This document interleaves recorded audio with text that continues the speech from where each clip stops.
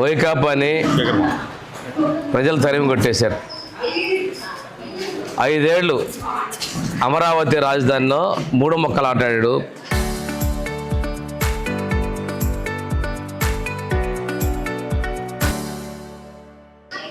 అమరావతి రైతులతో చెలగాటాడాడు.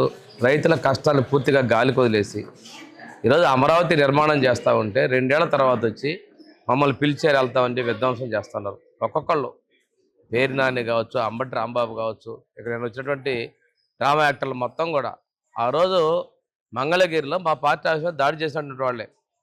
ఆ రోజు రైతుల్ని పాదయాత్రలు చేస్తుంటే ఆ మహిళలను చూడకుండా చితకబాదినటువంటి వ్యక్తులు కనకదుర్గమ్మ తల్లికి పూజలు చేసి మొక్కులు చెల్లించుకుందామని చెప్పి పొంగళ్ళు పెట్టుకొని వెళ్తూ ఉంటే అలాంటి ఆడవాళ్ళని దాడి చేసిన చరిత్ర మీరు మర్చిపోయారా? పోటీ ఉద్యమాలు నడిపారు. ఈరోజు నేనేదో నీతులు చెప్దామని పరిగెత్తుకున్నాను, కరెక్ట్ కాదు. అమరావతిని రాజధానిని రైతులు స్వచ్ఛందంగా మాకు భూములు ఇచ్చారు. ఆ రైతులు ఇచ్చిన దానిలో అమరావతి నిర్మాణం శరవేగంగా జరుగుతూ ఉన్నాయి.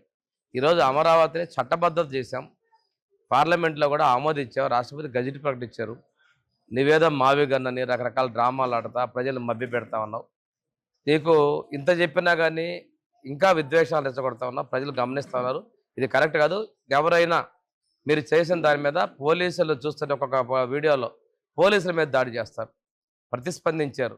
మేము ప్రతిపక్షంలో ఉన్నప్పుడు 2019లో 2020లో మేము కట్టినటువంటి భవనాలు అసంపూర్తిగా చూడటానికి మా ముఖ్యమంత్రి గారు రోజు Z+ సెక్యూరిటీ ఉన్నటువంటి ప్రతిపక్ష నేత చంద్రబాబు నాయుడు గారు మేమందరం వెళ్తుంటే ఆయన మీద రాళ్ళ దాడి చేశారు.